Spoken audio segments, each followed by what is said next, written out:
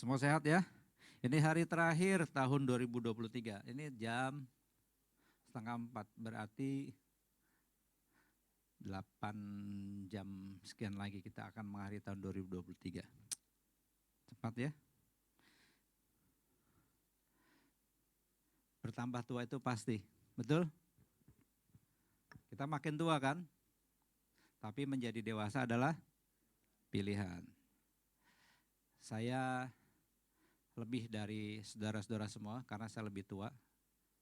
Saya pernah muda dan hari ini tua. Kalau kalian masih muda dan belum tua. Jadi perjalanan masih jauh. Oke.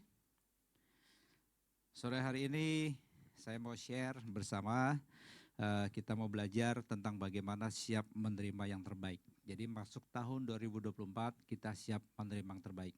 Bukan berarti tahun 2023 kita tidak menerima yang terbaik. Tetapi lebih daripada itu hidup kita setiap hari seharusnya selalu menerima yang terbaik. Mengapa? Karena kita punya satu didikan yang baik. Setiap minggu ke gereja kita ada dalam komunitas rekan-rekan yang memang punya pikiran positif, punya energi positif, punya vibes ya betul ya, vibes positif. Itu seharusnya menjadi support system dalam kehidupan kita masing-masing. Ya, kalau kita meninggalkan dari lingkaran itu, kemudian kita bergaul dengan pergaulan yang buruk, kebiasaan baik kita jadi hilang. Bergaul dengan 5 orang yang buruk, kita akan menjadi yang ke-6, betul? Tetapi kalau kita bergaul dengan 5 orang terbaik, kita akan menjadi orang yang ke-6 yang terbaik. Amin. Ya. Jadi semua adik-adik siap menerima yang terbaik? Haleluya. Kita lihat slide-nya. Lanjut. Akhir tahun adalah waktu yang tepat untuk melakukan yang namanya evaluasi dan apa? Resolusi. Evaluasi itu apa sih? Evaluasi adalah semacam mereview kembali apa yang telah kita kerjakan. Ada yang namanya gini, kegagalan, keberhasilan, kelemahan, kekurangan, kelebihan. Ada namanya weakness. Kalau SWOT itu tahu nggak apa? Strength, weakness, opportunity, dan threat. Ya, ada ancamannya apa? Jadi artinya kita mengevaluasi kembali supaya memasuki tahun 2024 kita selalu menerima hal-hal yang baik. Ya tentunya sebagai manusia biasa yang kita bukan manusia super, tentunya bisa mengalami yang namanya kegagalan juga. Bisa mengalami yang namanya kesalahan dan mengalami hal-hal yang negatif.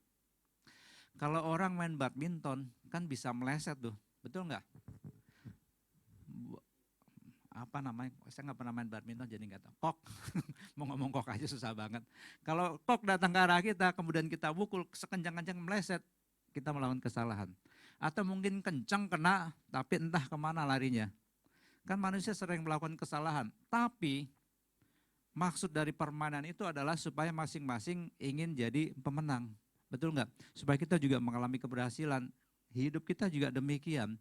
Kita maunya melakukan hal yang bagus, tetapi kadang kita meleset juga. Tapi intinya adalah kita mau melakukan segala sesuatu itu tujuannya cuma satu, supaya kita berhasil, supaya kita menang, supaya kita mendapatkan yang terbaik. Dari hari ke hari kita belajar banyak hal, kita mengalami banyak hal, seharusnya itu bisa menjadi bekal bagi kita. Supaya apa? Kita tidak mengalami kejatuhan yang sama. Tidak mengalami dosa yang sama. Tidak mengalami kerugian yang sama. Betul nggak? Kalau ada orang melakukan kesalahan sekali itu wajar. Kesalahan 2 kali masih bisa dimaafkan. Betul nggak? Kesalahan 3 kali udah warning nih. Kok lu melakukan kesalahan itu lagi gitu loh. Kalau udah 10 kali, oh berarti itu hobi. Betul nggak? Ya. Jadi kesalahan-kesalahan itu yang memang harus kita evaluasi. Kalau orang jatuh di hal yang sama berulang kali, itu hobi itu. Itu sudah keterikatan. Ya. Kalau kita jatuh gagal pada hal yang sama, berarti kita kurang belajar juga. Nah makanya tahun-tahun yang sudah berlalu ya tahun 2000 tahun ya sejak kita lahir lah sampai hari ini kita mulai belajar mengenal kehidupan sosial, kita mulai mengenal banyak hal yang kita kerjakan, seharusnya kita bisa mengevaluasi.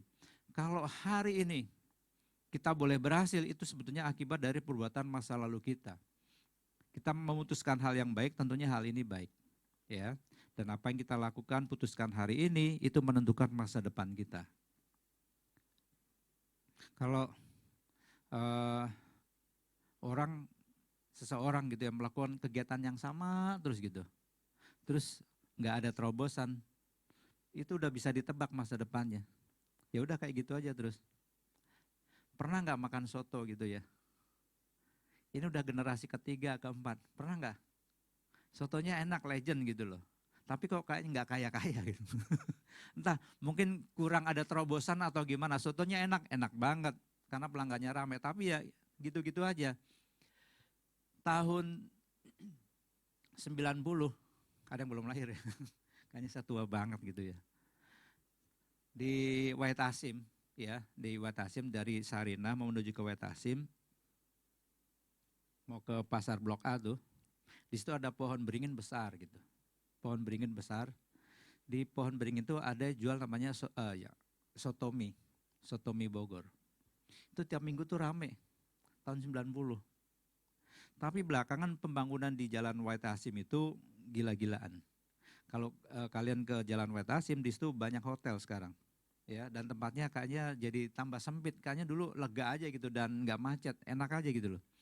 Nah, sotomi di situ dari tahun 90, lama-lama karena tergerus oleh perkembangan zaman, dia rupanya nyewa tempat itu, ya nyewa. Sampai akhirnya pindah ke satu tempat dekat Tamrin City. Tahu nggak Tamrin City? Pokoknya dekat Grand Indonesia. Pindah ke situ. Tempatnya nggak gede, kecil. Terus rasanya juga kayaknya kurang enak. Sekarang udah hilang. Padahal sotomi itu legend. Enak banget. Enak banget, ya. Asal racikannya pas. Ya memang itu terkenal gitu loh. Itu sudah biasa jualan dari tahun 70-an. Ya, tahun 70-an. Itu hilang. Kenapa? Karena tidak melakukan terobosan-terobosan. Melakukan hal yang sama itu aja gitu. Jadi tidak pernah mengevaluasi. Terlalu pede, yang penting rame. Jadi ya udah kayak gitu aja berjalan seperti biasa. Tapi rupanya di luar nurul, ya, di luar nalar, ya, yang tidak pernah terfikirkan, itu tiba-tiba jadi hilang gitu aja. Itu kayak gitu. Nah, kalau kalian ke Sarinah, depan Sarinah, Jakarta Theater, maju lagi dikit, ada Jalan Sabang tuh, ada di tikungan. Di situ ada namanya Soto Madura. Itu jual dari tahun 72, 71 atau 72. Itu yang masih bertahan, ramai banget. Itu tajir tuh. Dan ini sudah beberapa generasi, ya. Nah, kalau kita belajar dari hal-hal demikian, ya, dari para pedagang, terus dari apapun yang bisa kita pelajari di sekitar kita, orang kalau melakukan segala sesuatu tanpa terobosan, tanpa membuat sesuatu hal yang lebih baik lagi, hasilnya gitu-gitu aja. Betul nggak? Nah, kalau hari ini kita tiap hari tidur malam jam 1, jam setengah 2 karena main gadget gitu, lihat Facebook, lihat Instagram, dan lain sebagainya, lihat yang lucu-lucu, ntar bangun siang jam 9, jam 11, udah kayak gitu aja terus 2-3 tahun. Ya kalian akan gitu aja. Betul, betul nggak? Tapi coba ubah kebiasaan itu. Tidur lebih cepat ya, yang biasa jam 1 tidur lebih cepat setengah 1 gitu. Tidur lebih cepat janganlah ya, jangan setengah 1 ya. 12.45, lebih parah lagi. Coba usahakan tidur jam 10, bangun jam 5 pagi, ubah kebiasaan itu. Lakukan aktivitas lain, pasti hasilnya juga beda. Ngapain kayak pagi-pagi nggak ada kegiatan, coba-coba bikin bubur yang enak, jualan bubur di depan Season City. Betul nggak? Pasti akan mendapatkan sesuatu atau hasil yang beda. Nah, kita mengevaluasi apapun yang sudah kita lakukan di masa lalu, kalau membuat hari ini kita kelihatannya hidup kita gitu-gitu aja, tidak pernah mengalami kemajuan, kita harus evaluasi. Betul? Nah, makanya perlu yang namanya resolusi. Akhir tahun adalah hal yang tepat untuk melakukan evaluasi dan apa? Resolusi itu apa? Niat untuk melakukan yang lebih baik lagi di tahun depan. Gitu kan? Tahun depan saya mau rajin olahraga. Ya. Saya akan rajin nge-gym minimal seminggu, minimal banget 2 kali dalam seminggu. Wis, sebulan pertama, 2 bulan pertama rajin tuh. Bisa 2 kali, 3 kali gitu. Coba kalau udah 3 bulan, 4 bulan, 5 bulan, udah karena sibuk jadi 2 minggu sekali aja deh. Sebulan sekali lama-lama hilang, nggak konsisten. Jadi resolusi yang yang akan kita kerjakan itu biasanya hanya bertahan seumur jagung, istilahnya begitu. 3 bulan, 4 bulan habis itu hilang. Yang paling sulit adalah bagian dari melakukan resolusi adalah apa? Konsisten. Betul nggak? Kita kadang tidak konsisten. Karena apa yang kita lakukan hari ini biasanya hanya bertahan sebentar. Hanya seumur jagung. Tidak bertahan lama. Tapi beda kalau sama orang yang sudah menguatkan hatinya, punya keinginan yang teguh, punya keinginan yang kokoh, pasti akan berhasil. Nah biasanya gini ya, saya kasih tahu. Orang kalau kaya itu biasanya bisa berasal dari 2 hal, ya. Yang pertama, orang tuanya kaya, memang sudah kaya, lahir sudah jebrol udah kaya. Yang kedua, itu miskin banget. Kenapa saya katakan miskin banget? Orang kalau miskin banget gitu ya, pasti ada niat dalam hatinya untuk mengubah nasibnya. Betul nggak? Dia akan bekerja rajin, bekerja keras, belajar keras, sampai akhirnya dia mendapat keberhasilan. Dia bisa jadi orang kaya. Tapi kalau kayak saya gitu, biasa-biasa aja, miskin enggak, kaya enggak, ya udah kayak gini aja. Kalian perhatikan teman-teman kalian, ya, yang miskin banget itu pasti suatu saat akan jadi orang kaya raya. Nah, jangan musuhin dia, baik-baikin. Suatu saat dia akan jadi orang sukses, ya. Suatu saat pasti akan jadi orang sukses. Nah ini kita perlu yang namanya resolusi. Jadi apapun yang akan kita lakukan di tahun depan, itu harusnya bisa kita eksekusi dengan baik. Butuh yang namanya komitmen. Kebanyakan kita melakukan resolusi untuk memenuhi resolusi kita di tahun lalu yang belum kesampaian. Betul nggak? Tahun depan lagi melakukan resolusi di tahun sebelumnya yang belum kesampaian. Selalu begitu dari tahun ke tahun. Jadi pada akhirnya nggak ada ujungnya, udah gulung aja kayak gitu terus. Lama-lama kita akan terbiasa begitu, ya. Saya nih bisa perhatikan saudara-saudara semua. Hari ini ya siapa, Sian gitu ya, Samuel, Ari, Rege. Tahun 2019 ya saya ketemu Rege ya. Saya kan masuk di sini Agustus 2019, ini 4 tahun lebih nih. Dulu mukanya gitu, sekarang ya kayak gitu juga, nggak berubah. Tapi artinya apa yang dikerjakan dulu sama sekarang mungkin nggak jauh beda. Kamu nanti melakukan hal yang sama 5 tahun lagi, kayak gitu-gitu aja. Kamu akan kayak gitu aja. Ya, kecuali kamu sekarang melakukan sesuatu yang beda.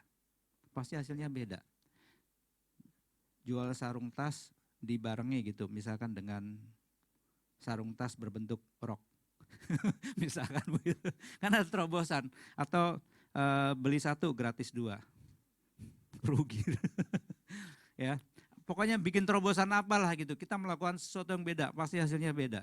Nah itu perlu yang namanya resolusi. Kita harus membutuhkan sesuatu yang beda.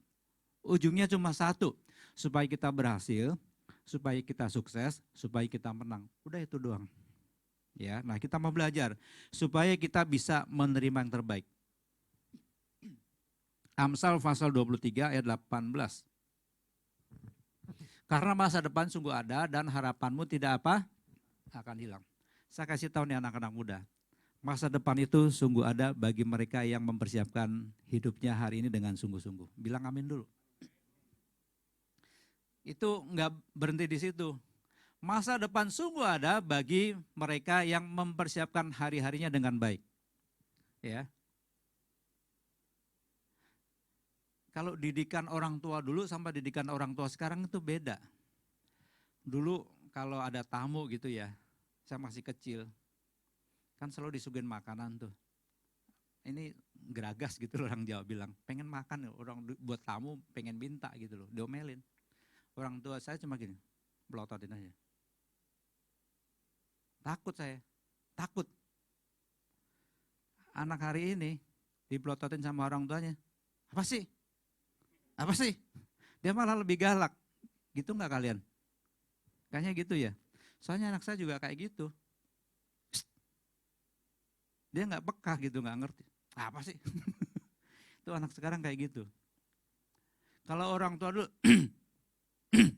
Kita udah takut. Kalau orang tua sekarang gitu, papa batuk. Nggak peka gitu loh, nggak peka. Nah, masa depan itu sungguh ada bagi mereka yang mempersiapkan hidupnya dengan baik. Kalau kita hari ini terdidik dengan baik, masa depan itu pasti bagus kok. Masa depan cerah pasti sudah ada di tangan kita. Kita rajin belajar, kerja keras, ya, punya hubungan yang positif dengan banyak orang, kita pasti berhasil. Masa depan apa? Sungguh ada dan harapan kita tidak akan hilang. Kita punya pengharapan karena ada Tuhan Yesus. Ada 3 hal utama dalam kehidupan kita. Yang pertama namanya iman, kasih, dan pengharapan. Yang namanya iman, kita hidup karena kasih karunia Tuhan. Ya, yang namanya kasih adalah bentuk dari kita menghidupi iman itu sendiri. Dan yang namanya pengharapan itu adalah pengenapan dari janji-janji Allah yang diberikan kepada kita umatnya. Jadi kita punya yang namanya sekarang iman. Amin, kita percaya kepada Tuhan Yesus. Itu adalah kasih karunia dalam kehidupan kita masing-masing. Yang kedua, kasih. Kasih itu adalah pelaksanaan dari iman itu sendiri. Karena kita sudah menerima kasih karunia dari Tuhan, makanya kita mau melakukan kasih juga kepada orang lain. Dan yang ketiga, pengharapan. Firman Tuhan mengatakan, pengharapan bukanlah pengharapan kalau sudah terjadi. Kan misalkan gini, aku berharap Abang Febri jadi pacarku, misalkan gitu ya, Abang Febri. Itu kan baru berharap gitu ya. Tiba-tiba jadi pacarnya beneran. Pengharapan itu bukanlah pengharapan lagi, karena sudah jadi beneran. Betul enggak? Kalau kita mengharapkan sesuatu, kemudian yang kita harapkan itu terjadi, itu bukan pengharapan lagi. Nah, pengharapan kita tidak pernah akan hilang, ya. Dan pengharapan kita untuk kita mendapatkan masa depan yang gilang gemilang, masa depan yang cerah, firman Tuhan katakan apa? Masa depan itu sungguh ada. Hari ini kita mungkin belum bisa melihat. Tapi kita tidak pernah akan kehilangan pengharapan karena Yesus yang selalu menyertai kehidupan kita. Ya, kalau saya mengatakan masa depan Pak Elisa kapan? Ya masa depan saya sekarang. Saya kalau masa depan saya keburu tua saya. Iya kalau saya masih hidup. Betul enggak?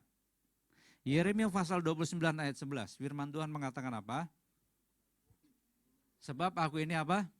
Mengetahui rancangan-rancangan apa yang ada padaku mengenai kamu. Ini ayat terkenal banget. Kalau kalian sampai enggak tahu, terlalu. Demikianlah firman Tuhan, yaitu apa? Rancangan damai sejahtera dan bukan rancangan kecelakaan untuk memberikan kepadamu hari depan yang penuh pengharapan. Ini janji Tuhan untuk bangsa Israel. Dan toh hari ini kalau kita melihat bangsa Israel adalah bangsa yang sangat diberkati Tuhan, ya, sangat diberkati Tuhan. Walaupun hari ini banyak yang menghujat juga, sejak perang bulan Oktober, November, Desember sampai hari ini sudah memakan puluhan ribu korban. Itu enggak ada negara lain tuh yang menyerang Israel. Itu kecil-kecil cabai rawit ya. Oke lah, kita enggak berbicara politik, tapi artinya begini, janji Tuhan digenapi atas bangsa Israel. Ya, masa depannya penuh pengharapan. Israel dibanding Indonesia, Indonesia jauh lebih subur tanahnya. Israel adalah negara paling subur di antara seluruh wilayah Timur Tengah. Kalau kalian ke Mesir, ke Jordania, ke negeri Arab, Irak, Iran, itu gersang semua. Yang paling subur cuma ada di Israel. Gitu. Cuma Israel dibanding Indonesia lebih subur Indonesia. Ya. Hasil pertanian Israel jauh lebih hebat daripada Indonesia. Ya karena teknologi, ya. Teknologi. Tapi artinya begini, dalam keadaan yang minus sekalipun kalau Tuhan berbicara, Tuhan sudah merancangkan hal yang baik, Israel tidak pernah kehilangan pengharapan. Kalau Tuhan berkata kepada kita, aku akan merancangkan engkau masa depan yang penuh pengharapan, pengharapan itu tidak pernah akan hilang dari kehidupan kita. Ya, masa depan kita sungguh ada, pengharapan kita tidak pernah akan hilang. Amin. Coba kita lihat selanjutnya. Tadi pagi saya sudah sampaikan grafik ini nih. Ini yang bisa main forex atau saham mengerti ini. Ya. Ini lagi tren kehidupan rohani harus naik. Ini trennya lagi bullish nih, bukan bearish. Sejak pertama kita percaya kepada Tuhan, ya, kerohanian kita naik. Betul? Tapi tiba-tiba di satu titik doa kita nggak dijawab sama Tuhan. Kita turun tuh ngambek tuh. Tapi untungnya nggak sampai ke garis awal, ya, masih ada sisa dikit. Kemudian kita berdoa dijawab, ada kehidupan lah dikit, gembira lagi ya, naik lagi. Tapi pokoknya ada hal lagi yang kita doakan nggak terjadi lagi, turun lagi, betul? Turun lagi. Kemudian ada sesuatu yang menggembirakan hati kita, naik lagi lah. Sampai akhirnya hidup kita stuck gitu, turun dikit gitu, lurus saja datar gitu, datar. Akhirnya kita dibangkitkan lagi, kita disadarkan lagi, kita naik lagi. Hidup kerohanian kita naik lagi. Suatu saat di satu titik tertentu kita dikecewakan, banyak hal yang mengecewakan kehidupan kita, rohani kita anjlok. Bus, gitu. Sampai pada satu titik namanya level support, level support. Ya, bus kemudian naik lagi, gitu. Karena kita mengingat bahwa masa lalu Tuhan pernah menolong kita. Sampai hari ini pun Tuhan akan menolong kita. Kalau dulu Tuhan pernah tolong kita, masa sih hari ini Tuhan gak tolong kita? Tuhan itu sama. Kasihnya dari dahulu sekarang sampai selama-lamanya sama, statis. Kesetiaan Tuhan juga sama, sekalipun hari ini kita tidak setia, janji Tuhan, Tuhan berkata, aku tetap setia. Ya. Jadi bersyukur gitu loh.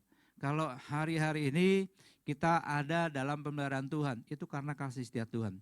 Kan kita sering berbuat kesalahan, kita sering melakukan hal-hal yang gak berkenan, betul?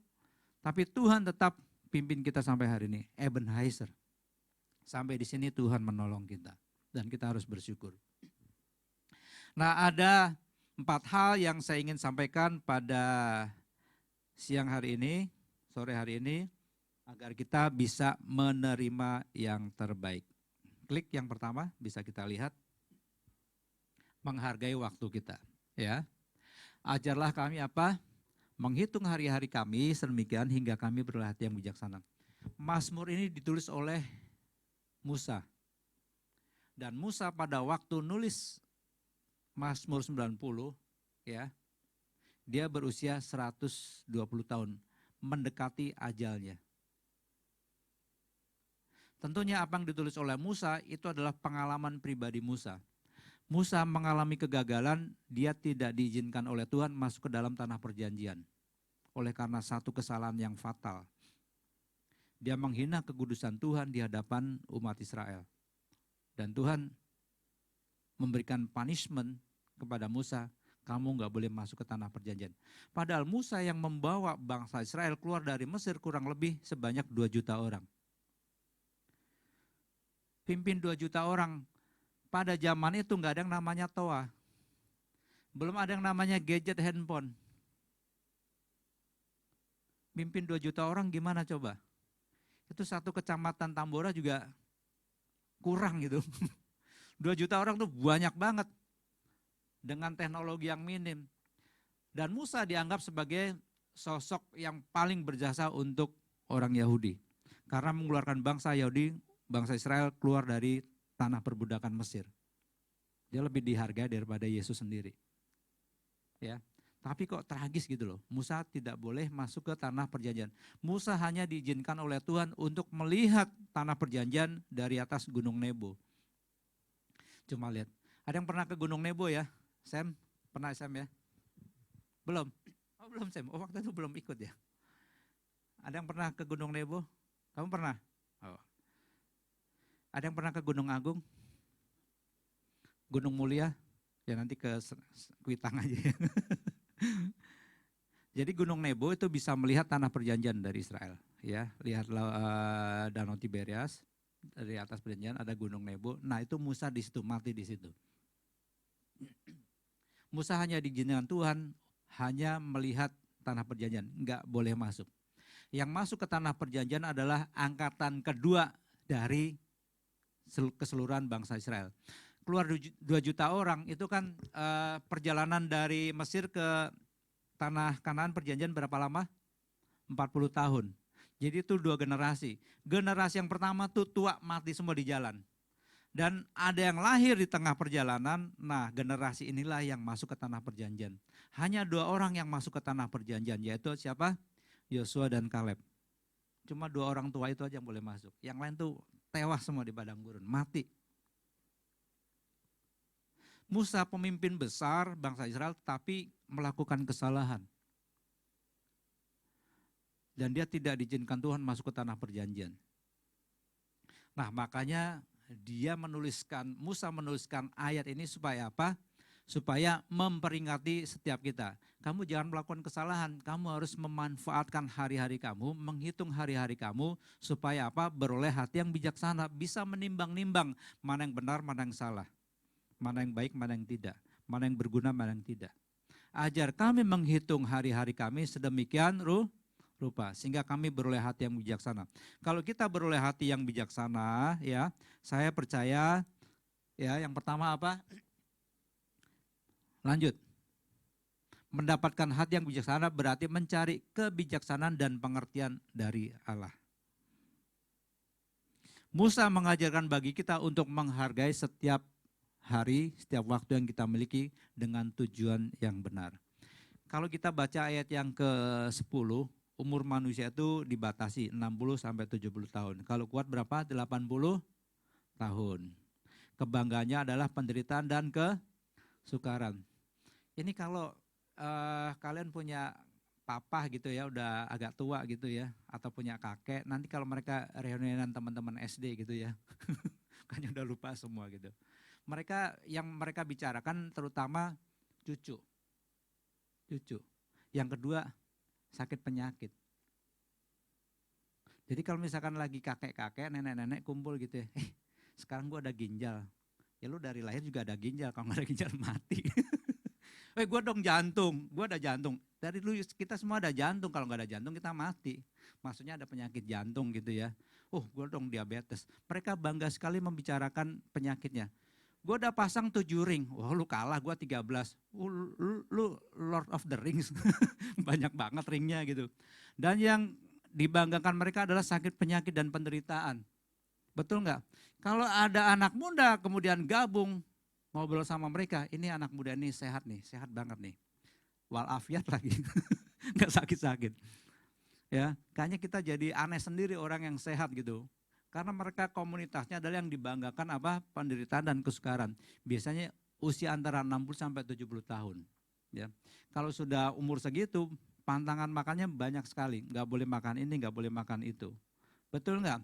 Makan yang berlemak, santan, kolesterol. Betul? Makan yang manis-manis, diabetes. Makan yang asam-asam, asam lambung. Bingung gitu loh. Makan kacang-kacangan, asam urat. Betul nggak? Ya udah nonton TV aja, katarak.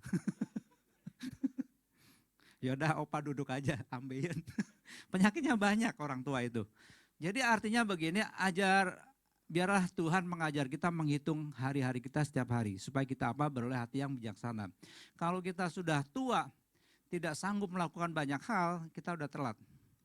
Mumpung kalian masih muda, ya harus planning dari sekarang. Apa yang menjadi tujuan hidup kita 5 tahun ke depan, 10 tahun ke depan. Jangan dianggap enteng, masih muda ini gampang lah harapan. Kita nggak tahu kapan Tuhan panggil kita pulang. Ya. Jangan anggap kita masih muda, umur masih panjang, jangan berpikiran seperti itu. Berpikirlah seolah-olah kita mau mati besok. Tapi kita juga harus berpikir seolah-olah kita akan hidup untuk selamanya. Ya. The art of living successfully consists of being able to hold two opposite ideas, intention at the same time. Artinya sekali Yesus tetap Yesus. Ya. First, to make a long-term plan as if we were living forever. And second, to conduct ourselves daily as if we were going to die tomorrow. Jadi artinya begini, hidup yang bisa mencapai kesuksesan atau keberhasilan yang terutama harus punya 2 prinsip yang bertentangan. Yang pertama, kita harus membuat rencana jangka panjang seolah-olah kita akan hidup selama-lamanya. Jadi bagus. Tapi kita juga harus berpikir, harus memimpin hidup kita setiap hari seolah-olah kita mau mati besok. 2 ide yang bertentangan ini harus kita kerjakan supaya kita produktif, supaya kita melakukan hal-hal yang baik. Amin. Ya, jangan anggap kita masih muda, masih panjang umurnya. Enggak juga. Kemarin teman saya cerita anak umur berapa ya? 16 tahun. Udah minum obat ini penurun tensi. Bisa 16 tahun. Penurun kok bisa tinggi gitu. Nah ini yang harus kita ketahui. Jadi badan kita, tubuh kita ini adalah mesin yang harus dirawat ya. Yang penting kita minta sama Tuhan hikmat dari Tuhan untuk memperoleh hati yang bijaksana. Mengatur hari-hari kita. Apa? Menghargai setiap hari yang kita miliki dan gunakan untuk tujuan yang benar. Tujuan yang benar. Amin. Kemudian yang kedua. Kita berpegang pada kebenaran sejati. Amsal 11 ayat 19. Siapa berpegang pada kebenaran yang sejati menuju hidup. Tetapi siapa mengejar kejahatan menuju kematian. Sebetulnya ayat ini hendak mengatakan cuma ada dua pilihan. Kita mau mengejar kebenaran atau mengejar kejahatan. Dan hasilnya kalau nggak kehidupan kematian, udah itu toh. Pilihannya cuma dua. Kan kita nggak mungkin mengejar kejahatan. Amin. Kayaknya mengejar kejahatan semua nih. Kita tidak mungkin mengejar kejahatan. Amin. Yang kita kejar adalah kebenaran. Yang kita kejar adalah kehidupan. Dan yang kita kejar adalah perkenanan dari Tuhan. Jadi yang kedua, supaya kita bisa menerima yang terbaik adalah berpegang pada kebenaran sejati. Kalau ada gini ya, mumpung kalian belum terlambat, masih muda, jangan ada yang ngomong begini, saya mau berdoa mencari kehendak Tuhan. Itu benar tapi salah. Benar tapi salah. Saya ingin tahu rencana Tuhan dalam kehidupan saya mau berdoa puasa. Itu benar tapi salah. Mengapa? Kita kan jarang baca Alkitab nih, sekarang kita bacanya dari gadget firman Tuhan kan. Alkitab itu buku gitu, saya sendiri udah nggak bisa baca Alkitab. Karena tulisannya kecil-kecil nggak bisa di zoom gitu loh, kalau ini kan bisa di zoom gitu, gede gitu. Artinya baca firman Tuhan. Firman Tuhan itu adalah isi hati Allah sendiri. Kalau ada orang mengatakan saya ingin cari kehendak Tuhan, dia tidak pernah baca Alkitab. Tapi kalau orang yang rajin baca Alkitab, rajin baca firman Tuhan, dia akan mengerti rencana Tuhan, kehendak Tuhan dalam kehidupannya. Ya. Jadi artinya begini, kalau kita mengejar kebenaran sejati, kita tahu firman Tuhan. Kejarlah kebenaran firman Tuhan, kejarlah suara Tuhan yang sudah tertulis dalam Alkitab yang kita miliki hari ini. Ada yang masih punya Alkitab masih? Ada? Ada ya? Dibaca enggak? Baca enggak? Ya punya, tapi enggak dibaca. Enggak apa-apa sih, saya juga jarang baca Alkitab, tapi pakai Alkitab digital ini. Terus lengkap dengan konkordansi dan tafsirannya. Kalau Alkitab cuma gitu doang, aduh susah gitu ya. Tapi kita harus beli, karena kalau enggak lembaga Alkitab Indonesia enggak punya dana. Harus tetap beli ya. Jadi artinya begini, kebenaran sejati itu sudah kita terima. Dan itu adalah anugerah yang telah dilimpahkan dalam kehidupan kita masing-masing. Amin. Baca Alkitab, kita akan mengenal kebenaran firman Tuhan ya. Berpegang pada kebenaran sejati membawa konsekuensi positif dalam hidup. Dan selanjutnya apa? Mendapatkan berkat dan kehidupan yang bermakna dalam hidup kita masing-masing. Oke. Kemudian yang ketiga, kita harus memikirkan perkara yang di atas. Kolose 3 ayat 2. Pikirkanlah perkara yang di atas bukan yang di bumi. Perkara yang di atas berarti perkara surgawi. Kalau kalian lagi ada masalah, artinya begini. Solusinya adalah tetap injak bumi sambil memandang surga. Apa solusinya? Tetap injak bumi sambil memandang surga. Artinya begini, kalau kita lagi banyak hutang karena kita konsumtif, karena lagi cicilan 0%, gitu ya, cicilan bisa setahun, 2 tahun. Ada yang beli gadget cicilan setahun? Ada? Nanti beli sama mamanya Jessica ya. Sinar mulia di situ. Bisa cicilan 0% 3, 6 bulan, 9 bulan, 12 bulan. Kalau kartu tertentu bisa 24 bulan. Artinya begini, kalau kita dililit hutang, semoga nggak banyak hutang ya. Tapi kalau cicilan nggak apa-apa, yang penting jangan banyak hutang. Bedanya apa? Cicilan tuh lebih mulia aja. Ujung-ujungnya sama. Artinya begini, kalau kita banyak cicilan, banyak hutang, kita tetap injak bumi sambil memandang surga. Solusinya adalah begitu.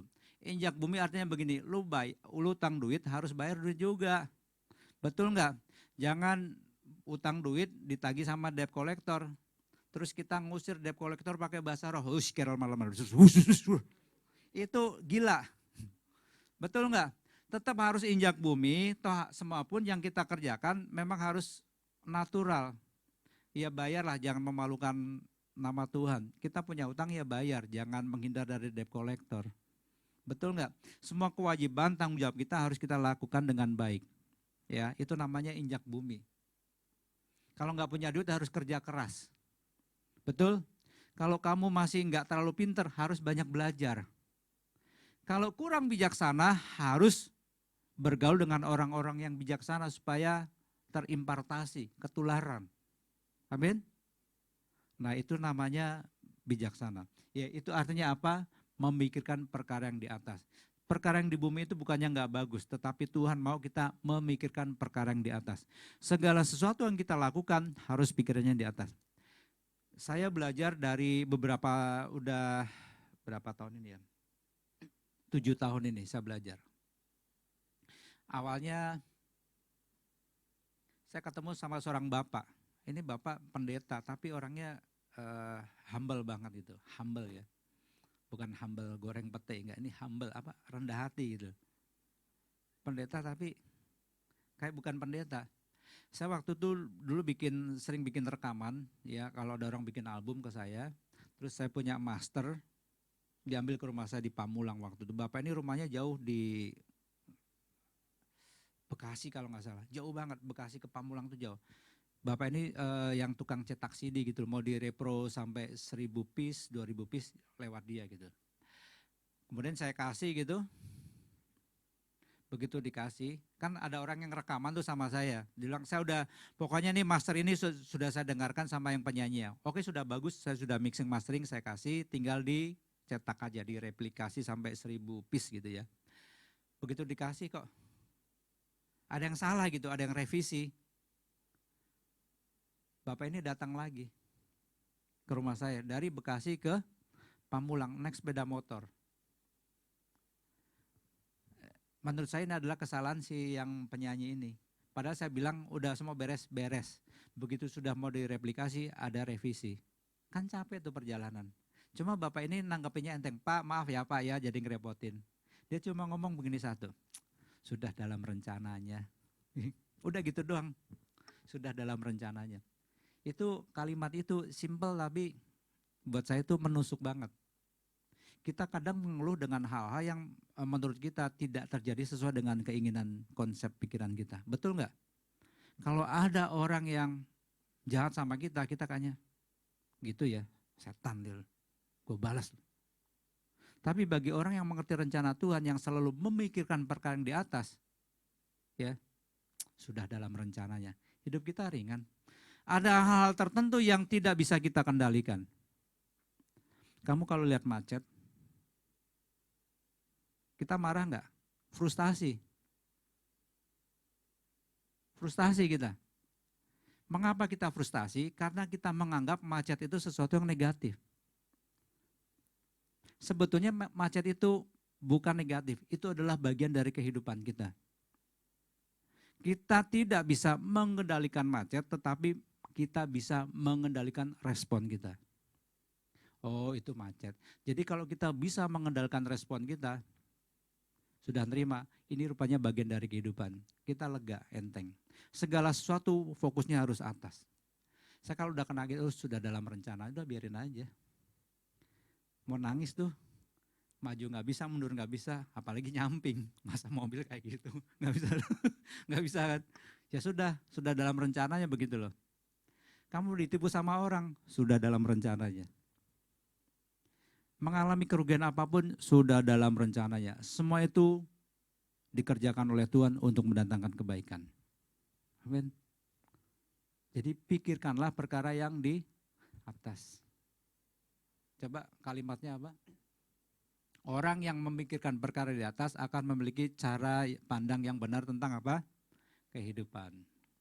Jadi segala sesuatu, kalau kita bisa memikirkan perkara yang di atas, kita bisa mengendalikan respon kita, maka semuanya apa?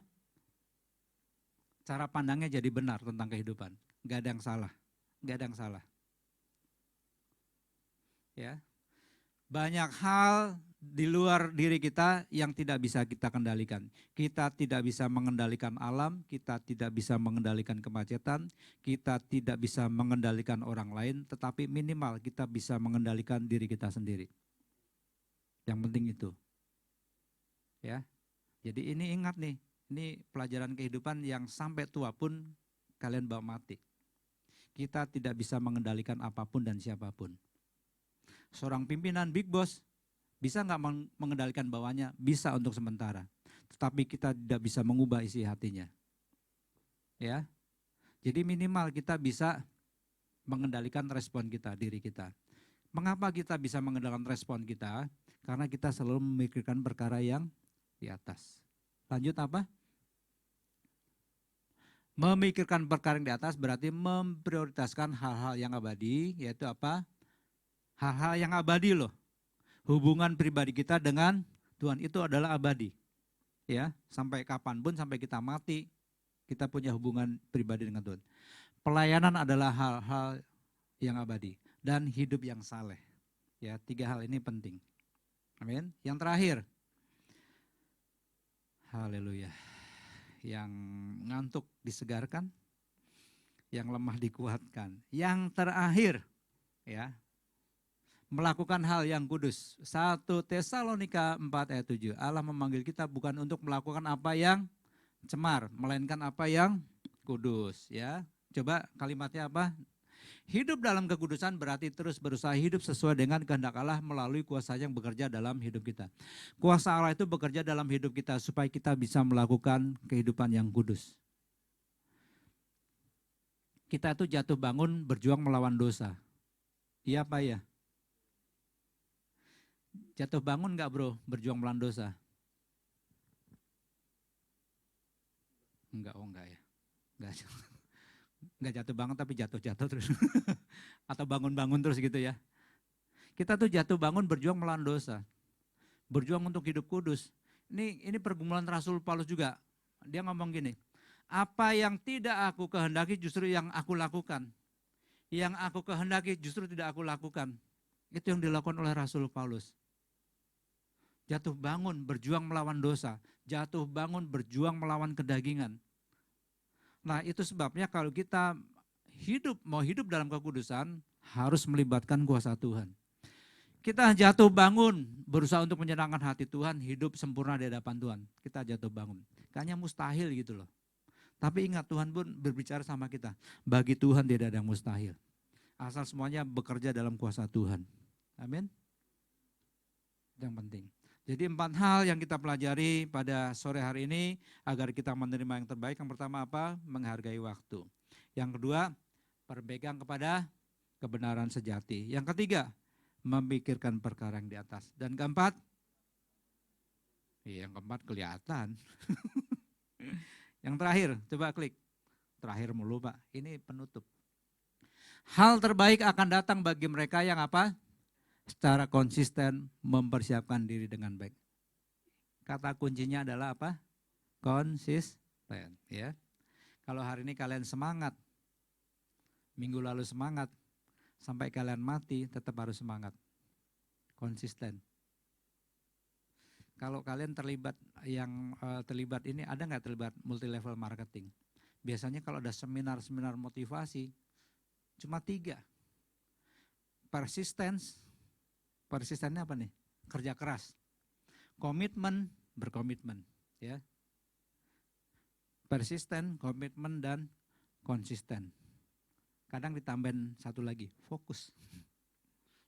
Kadang tambahin satu lagi, jangan lupa berdoa. Tapi intinya biasanya 3. Persisten, komitmen, dan konsisten. Udah 3 itu doang kalau mau berhasil. Jadi artinya konsisten pun baik dalam kehidupan dunia ini ataupun kehidupan akan datang, dalam kehidupan sekuler, marketplace, ataupun kehidupan rohani, yang namanya konsisten itu adalah hal yang baik. Ya, konsisten melakukan yang baik, bukan konsisten melakukan yang jahat tentunya. Amin. Ya, Kiranya firman Tuhan pada sore hari ini membekali bagi setiap kita untuk memasuki tahun 2024 dengan hal-hal yang baik. Amin. Berikan kemuliaan bagi Tuhan Yesus. Saya undang kita untuk bangkit berdiri. Haleluya. Bapak, hamba telah selesai menyampaikan firman Tuhan. Biarlah firman ini tertanam dalam setiap hati kehidupan anak-anakmu, mereka yang masih muda, mungkin mereka jatuh bangun, berjuang untuk menyenangkan hati Tuhan. Namun kiranya Tuhan menopang setiap kehidupan anak-anakmu agar mereka boleh menjadi pribadi yang berkenan di hadapan Tuhan. Hidup mereka dipakai oleh Tuhan, memuliakan nama Tuhan, hidup mereka ada dalam kekudusan dan pada akhirnya hidup mereka menjadi berkat dan nama Tuhan Yesus dimuliakan. Terima kasih Bapak. Kami serahkan segala sesuatu pergumulan kehidupan anak-anakmu hari-hari ini. Mungkin mereka ada dalam pergumulan masalah ekonomi, kesehatan, keluarga, karir, masa depan, pernikahan dan apapun yang menjadi pergumulan mereka. Bila Tuhan menilik setiap hati anak-anakmu. Tuhan yang memberikan hikmat, Tuhan yang memberi kekuatan agar semuanya boleh menjadi kebahagiaan. Terima kasih Bapak. Kami bersyukur di dalam nama Tuhan Yesus. Haleluya, bersama-sama kita katakan. Amin. Sekali lagi berikan tepuk tangan yang meriah buat Tuhan Yesus. Haleluya. Silakan duduk.